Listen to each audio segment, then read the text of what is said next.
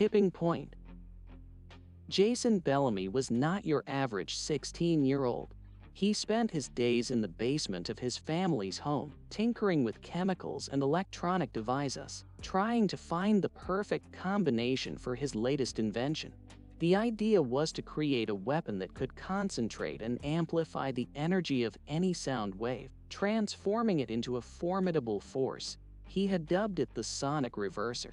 Despite his age, Jason was an unrelenting and curious scientist.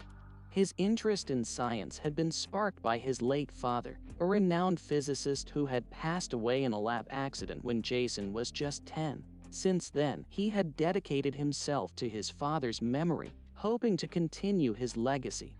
One night, after several failed attempts, Jason finally stumbled upon the right combination of components. The sonic reverser came to life, emitting a low hum as it harnessed the sound waves in the room. Excited, Jason decided to test his invention on a small scale. He aimed the sonic reverser at an old, cracked vase on the other side of the room and activated it. The vase shattered into 1,000 pieces as the amplified sound waves hit it.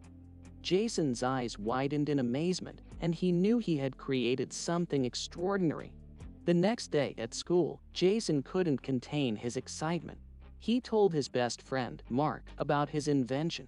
Unbeknownst to Jason, their conversation was overheard by Luke, a notorious troublemaker who had been held back a year and was known for his malicious behavior. Luke saw an opportunity to make some quick cash by selling the sonic reverser on the black market. As soon as school ended, he followed Jason home and waited for him to leave the house. When the coast was clear, he broke in and snatched the weapon. As fate would have it, the device ended up in the hands of a ruthless international arms dealer named Viktor. He immediately recognized the potential of the sonic reverser and decided to auction it off to the highest bidder, regardless of their intentions. Within days, word of the weapon had spread like wildfire, and world leaders began to panic. Meanwhile, Jason discovered the theft of his invention and confided in Mark. They knew they had to do something to prevent a global catastrophe.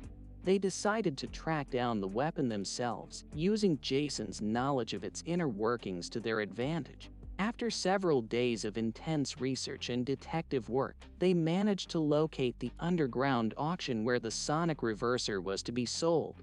They infiltrated the event, disguised as potential buyers, and awaited the perfect moment to reclaim the weapon. As Viktor proudly displayed the sonic reverser to the room full of eager bidders, Jason and Mark exchanged a determined glance. The auction began, and the tension in the room grew thicker with each bid. Jason knew he had to act soon. Just as Viktor was about to close the auction, Jason made his move. He lunged forward, grabbing the sonic reverser from the pedestal. Chaos erupted as armed guards swarmed the room.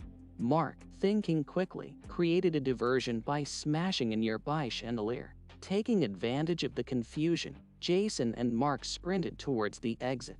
They could hear Viktor's enraged shouts behind them, but they didn't dare to look back. The two friends managed to make their way out of the building and into the maze-like streets of the city.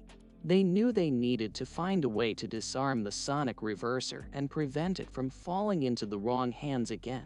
As they hid in an abandoned warehouse, Jason began to work on the weapon.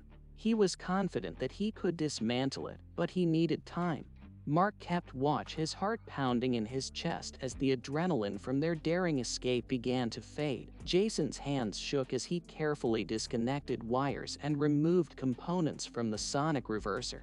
Each piece he removed brought them one step closer to averting disaster.